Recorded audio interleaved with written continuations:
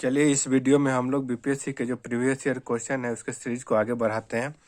तो 11 number question है 100 decibel रब का प्रबलता स्तर संगत क्या होगा। तो 100 डेसिबल का है जो ध्वनि की तीव्रता कब उत्पन्न होगी। तो इसका 5 ऑप्शन दिया हुआ देख लीजिए। मात्र श्रव्य ध्वनि के, आम बातचीत से एवं शोरगुल वाली सड़क से आने वाली ध्वनि के, एक मशीन शॉप से आने वाले शोरगुल के, उपयुक्त में से कोई नहीं या उपयुक्त में एक से अधिक।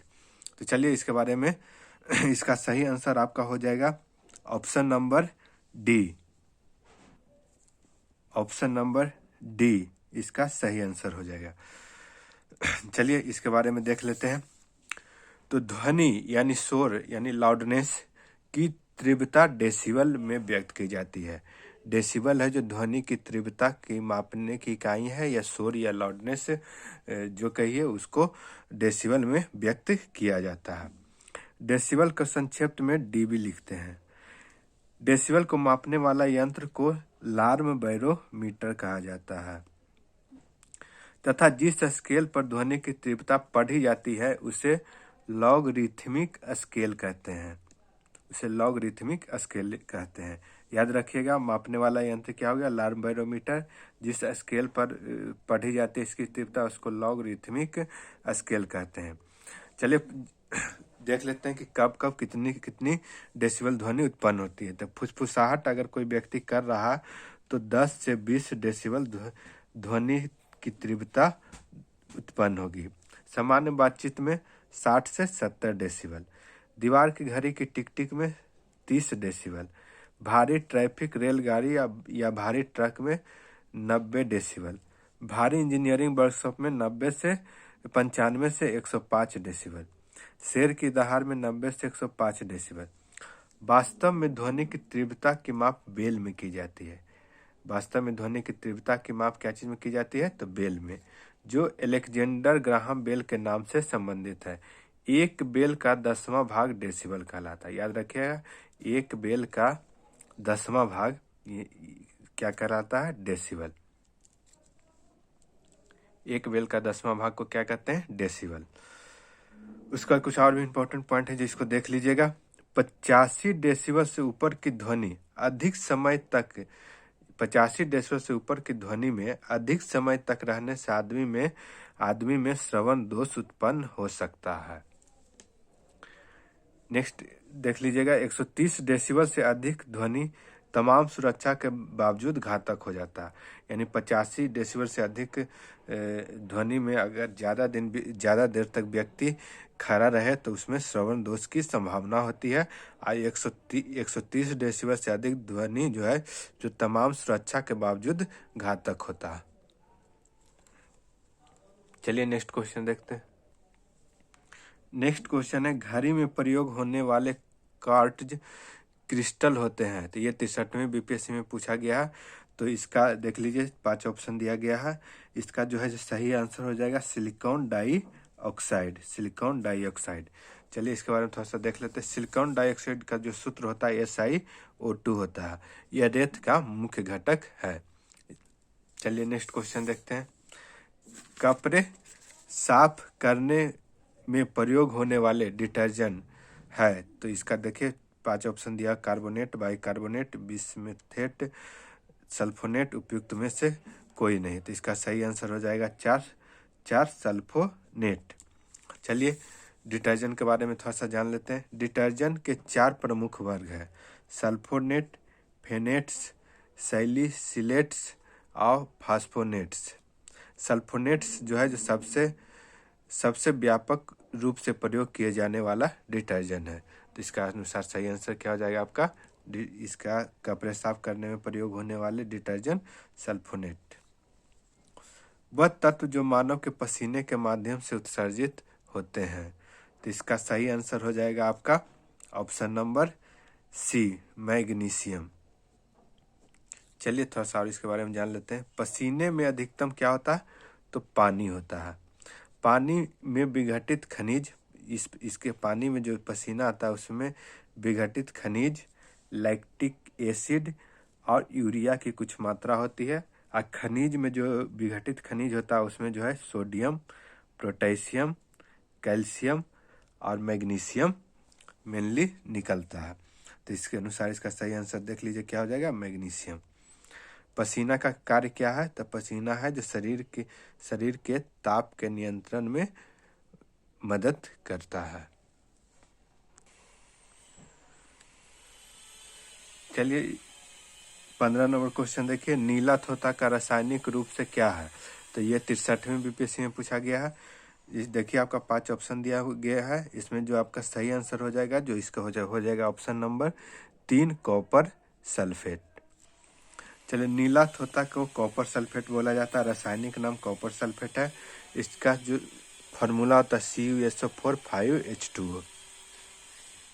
नेक्स्ट क्वेश्चन है, एक परमाणु के केंद्र का धनावेशित हिस्सा कहलाता है। तो इसका सही आंसर हो जाएगा आपका option number C, option number D, मतलब 4 न्यूक्लियस। चलिए इसके बारे में, नाभिक के बारे में थोड़ा सा देख लेते हैं। नाभिक का गठन, नाभिक में जो मेनली क्या होता है, धनात्मक प्रोटॉन और न्यूट्रॉन होते हैं। यह परमाणु के केंद्र में पाया जाता है। ये दोनों क्या होता है, धनावेशित प्रोटॉन और न्यूट्रॉन जो होता है वो क्या होता है, केंद्र में, नाभिक के केंद्र में पाया जाता है। अतः परमाणु के केंद्र में धनावेशित हिस्सा न्यूक्लियस यानी नाभिक कहलाता है। नेक्स्ट क्वेश्चन, निम्नलिखित में सबसे भारी धातु कौन है। तो सबसे भारी धातु है, जिसमें ऑप्शन के अनुसार हो जाएगा इसमें ऑप्शन नंबर 4 प्लेटिनम। देखिए भारीपन को घनत्व में मापा जाता है, कोई चीज कितना भारी है उसको मापने के लिए क्या है, उसके घनत्व को मापा जाता है।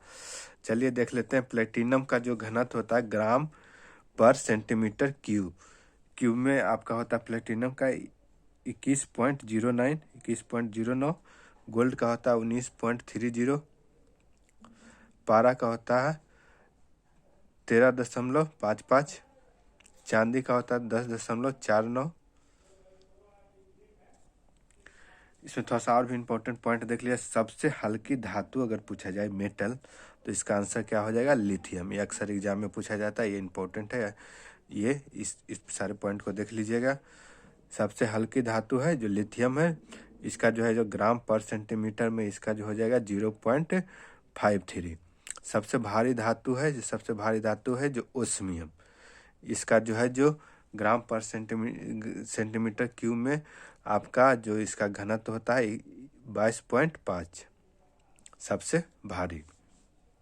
सबसे कठोर अगर पूछा जाए तो इसका हो जाएगा क्या, प्लेटिनम। स्टेनलेस स्टील एक मिश्र धातु है, तो इसका सही आंसर ये हो जाएगा क्या आपका, लोहे और क्रोमियम का, ऑप्शन नंबर 2। चलिए इसके बारे में देख लेते हैं।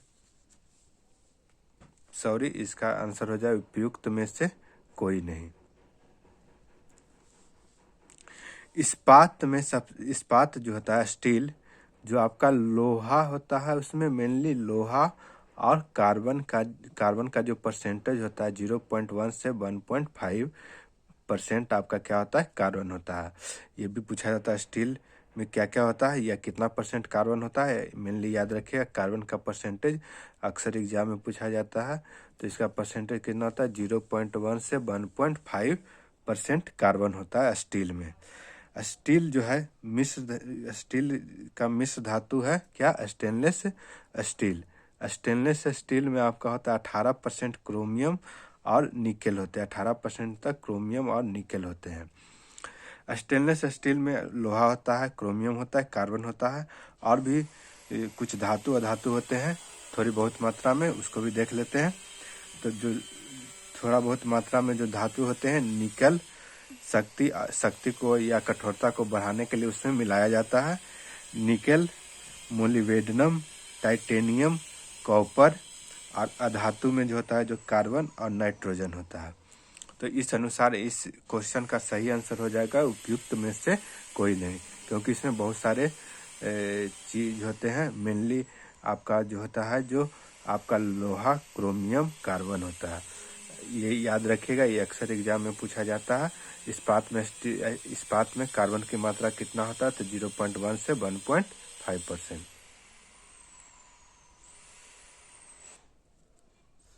नेक्स्ट है सिरके का रासायनिक नाम।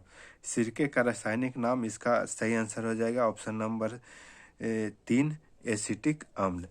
चलिए सिरका का जो रासायनिक नाम है जो एसिटिक अम्ल होता है या एथेनोइक एसिड भी से बोला जाता है। इसका पीएच वैल्यू होता है ये 2.4 होता है। नेक्स्ट क्वेश्चन है आपका, एक चिड़िया एक तार के पिंजरे में बैठी है जो एक स्प्रिंग तुला से लटक रहा है। यदि चिड़िया पिंजरे के अंदर उड़ना शुरू करती है तो स्प्रिंग तुला का माप क्या होगा? तो इसका सही आंसर हो जाएगा पहले से कम हो जाएगा, ऑप्शन नंबर 2।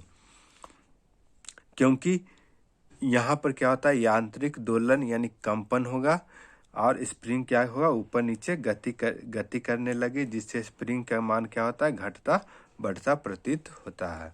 इसका सही आंसर हो जाएगा ऑप्शन नंबर 2।